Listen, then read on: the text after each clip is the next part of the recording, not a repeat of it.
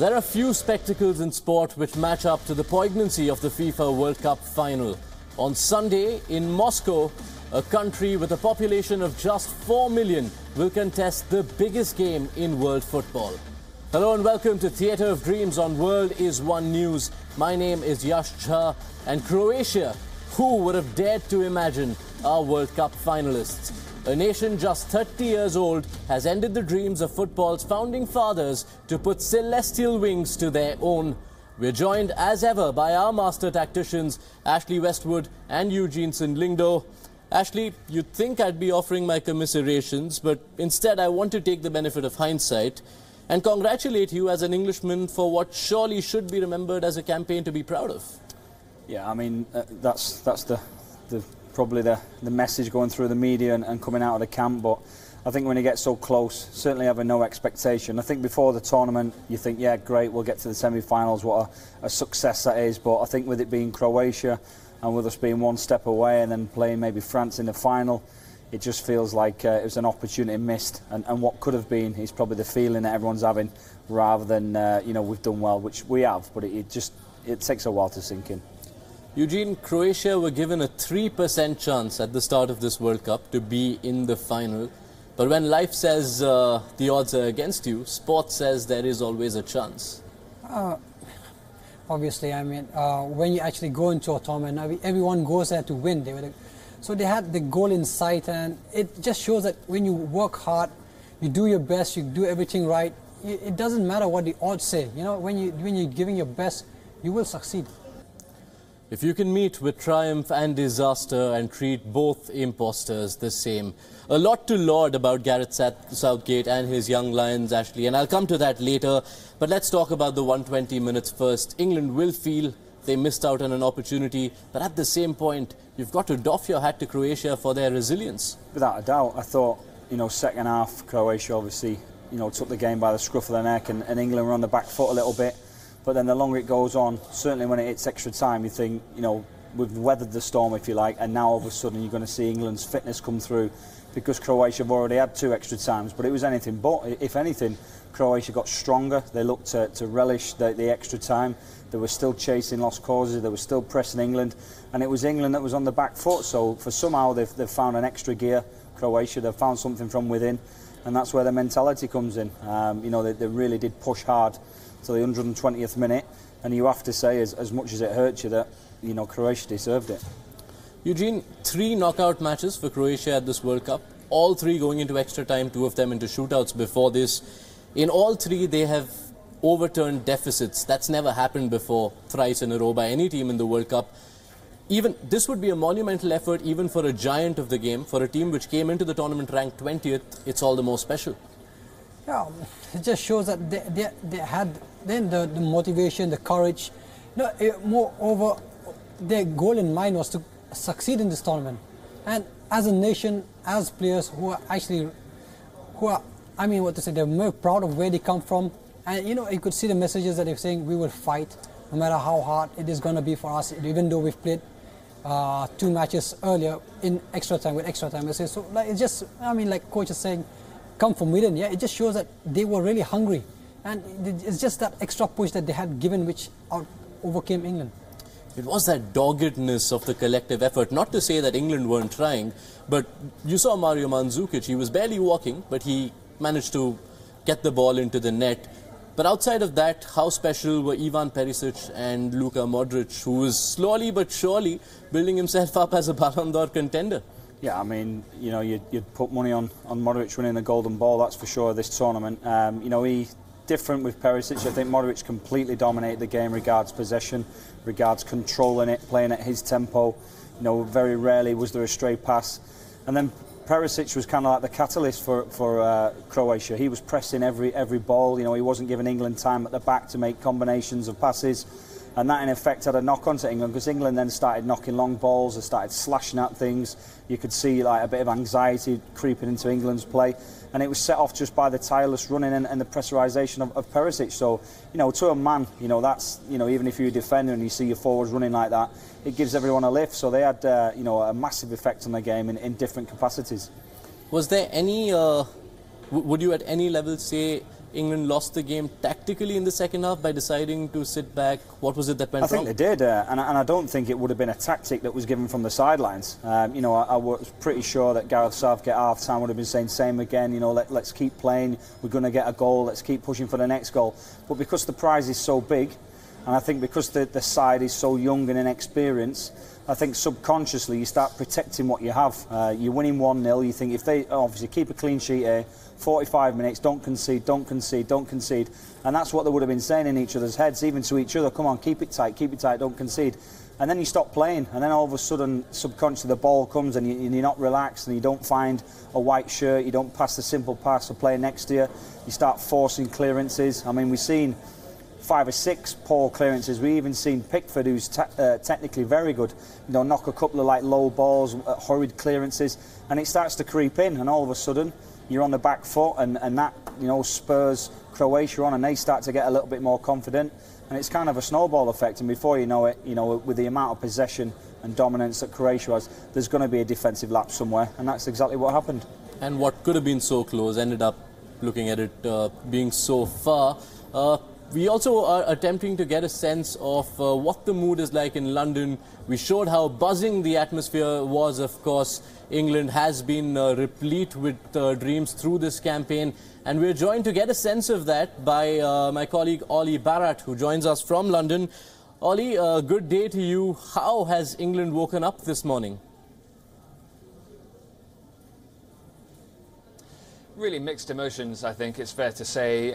Obviously, England fans hoped that they would be celebrating all night and looking forward to a final on Sunday. That is clearly not the case. I think that England fans, when they step back a little, when the wounds have healed, will accept that they saw an England team overachieving here in terms of expectations through the tournament, but it is so painful for England fans that they came so close and that they were in control of that game in the first half against Croatia and didn't press on, didn't press that advantage home, and then did allow Croatia to take control of the game in the second half. So, as I say, mixed emotions here in London from fans, proud of what the team achieved, accepting of the fact that it was an overachievement really in terms of expectations, but desperately disappointed with how the team performed in the second half and how close they came to that first final since 1966. Absolutely, Ollie. The few headlines that we've managed to catch here suggest a sense of pride which one isn't necessarily accustomed to seeing from the English media over the last decade in particular. Is that sentiment echoed across the board in England at the moment? Yeah, that's absolutely right. It is a very different media reaction than we've seen to this tournament exit than we've seen in almost every tournament exit, probably since 1996, actually. The media very positive about this England team. I've got some of the English papers here. We've got The Sun, one of the most read tabloids here. They're coming home, but everyone is a hero on the back page. We have 23 Lions talking about pride, despite the tears and the torment. The Daily Mirror also talks about heroes. That is a constant refrain from the front pages of the English papers. National treasures, Southgate's brave Lions restore faith in the England dream. Gareth Southgate saying, I can't ask any more from the players. The Times goes with a full page picture talking about a pride of Lions, describing it as a glorious World Cup run. Lots of pictures of when Trippier scored, and we all thought things were going to turn out very different. And in the Daily Express, we're coming home but with head held high again. Pride of Lions. There's a theme running through all of this, as you see. We lived the dream. Thank you, England. And that is the difference in terms of the media reaction to this exit from the tournament, is that there is a sense of pride, but also a sense of positivity, and a sense in which the media and the fans realise that they've enjoyed this tournament. They've enjoyed watching England. Of course they didn't enjoy watching them lose against Croatia and crash out of the tournament, but they have approved of some of the performances. They've approved of the playing style. Right. Doesn't mean that all the performances were perfect. Doesn't mean that all of that there are no mistakes to iron out, and doesn't mean that Gareth Southgate is yet a perfect international manager. But the reaction at the moment is overwhelmingly positive. Right, it is a wondrous sight for the rest of the world to see an English media which is happy about its football. Thank you, Ollie Barrett, for getting us that perspective all the way from London. I appreciate your time and effort. Ashley, we go back to what we've heard from Gareth Southgate, all the comments coming out. yes, there might have been a small section of a troll army coming out on social media last night and laughing about how it's not coming home. But the homeland has accepted football over the last month in a way it hasn't for many years. Yeah, definitely. You know, there's been a positivity around the performances and where we got to, obviously, in the tournament. And that was because there was no expectation in the way it was handled going into the tournament, with the manager incorporating the media and explaining that this is a young team, it's a building process. You know, most of these players you're more or less certain will be together in 4 years' time for the next World Cup, with the exception of maybe Ashley Young and Jamie Vardy, but I think everybody else will be involved. So you get the impression that we're going to be stronger. You get the impression that they're going to learn from these experiences, which they will. And sometimes you have to, you know, lose the hard way, I suppose, to have these mental scars to improve you in the future. Most of these players, nearly all of them, really haven't played much tournament football before, so they'll all be stronger for it. And I think that's the message that Gareth Southgate's trying to put across, is the fact that it's a positive thing, although that we're out. And the average age of the squad, Eugene, of course, was under 26 when they travelled to Russia. So you do see definitely a few more majors in most of them in the core of this team. And you think the future looks brighter than it did at any point in, say, the last decade. Yeah, it does look like. And you look at the under-17s England, the under-20s, the under-19s, they're actually champions right now. I mean, under-17 are champions of the world, the under-20 as well, and the under-19s are champions of Europe. So, absolutely, you know, you have a group of players that are coming in and going to make this present squad of players stronger. So, I know, I mean, they're very young and they've done really well with the experience that they're going to get out of this tournament. So it's going to make them better, and eventually, you know, like with the experience that they get, maybe they can, you know, win a World Cup in the coming year, or the Euro perhaps. All right, Ashley, I do also want to talk about the Croatian perspective on this. You know, this is a cricket-obsessed part of the world, and I'm going to try drawing some sort of a parallel. Cricket has a World Cup coming up next year, which will feature all of 10 countries. And here you have football, the biggest sport in the world, and you have a country with a population of just 4 million, which is going to play the biggest game in the sport in the World Cup final. It just shows, it's a lesson that from football that perhaps other sports can take. Yeah, I mean, it's, you know, the numbers don't really add up. If you know, you're talking about 4 million people and what percentage of that 4 million actually play football. I think the difference really is that the #1 sport in Croatia is football. It's part of their culture. You know, kids will be playing it on the streets. Kids will be playing it, you know, from the age of 2, 3, 4, 5 years of age. So that it is their first port of call regards of sport. But it just shows you that, you know, if the country gets behind each other, if you put your mind to it, you can achieve anything. You know, that's possibly one of the reasons Indians are so good at cricket. It's their #1 sport, as is football is with Croatia.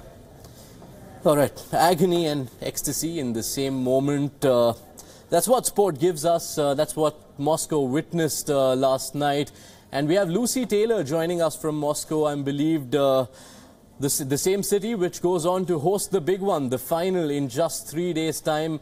Lucy, myriad of emotions, I'm sure, last night and today as well.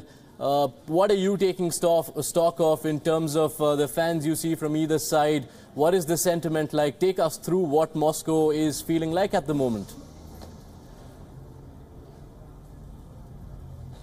Yeah, well, like you say, agony and ecstasy in the same moment. What a night for Croatia, as you've just been saying, such a small country to reach the first ever World Cup final. There have been Croatian fans, of course, here in Moscow.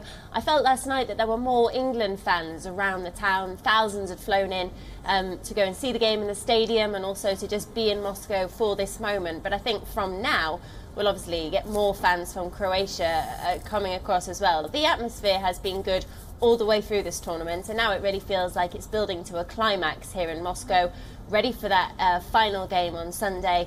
Many fans, you know, many Russians getting behind these different teams. After Russia was knocked out by Croatia, Russians have had to take on new favourites in this tournament. So there's a few rivalries building between Russians as well. But all in all, people are watching the game together, people are celebrating and commiserating together, and the atmosphere has been great all the way through.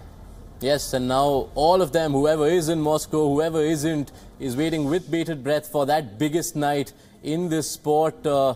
Keeping your English side aside, of course, I hope you enjoy that final in Moscow. Lucy, thank you for bringing us that report. Let's move on with the show. Time and again over the past month, we have remarked about the remarkability of this edition of the greatest single sport event, and Russia 2018's last act, however it pans out, will be a storyline befitting of the jaw-dropping nature of whatever has transpired so far. 32 teams started a journey on the 14th of June at Moscow's Luzhniki Stadium. The Giants, almost all of them, kept falling into oblivion with every passing stage. And now, 62 games later, we have the showpiece finale. It will be France against Croatia to determine the winner, a first-time 21st century winner of the 21st edition of the FIFA World Cup on Sunday, back at the Luzhniki Stadium in Moscow. Eugene, the last instance of a team trailing a semi-final but managing to win it was France in 1998. They were 1-0 down and won 2-1 against Croatia. That was Croatia's only previous appearance in a semi-final at all in a World Cup. They say what goes around comes around, and it is coming back around in the most remarkable manner for this World Cup final. They must be, in cloud nine right now. A victory like that yesterday. Coming down from a 0-0. Actually, England did look in control, and if only Sterling had converted and Harry Kane converted, it would have been a different story. But Croatia capitalized on that, got the momentum and controlled the game, and now they're in the finals. So, a history for a generation of footballers that have really tried to do the best for their countries and living up to expectations.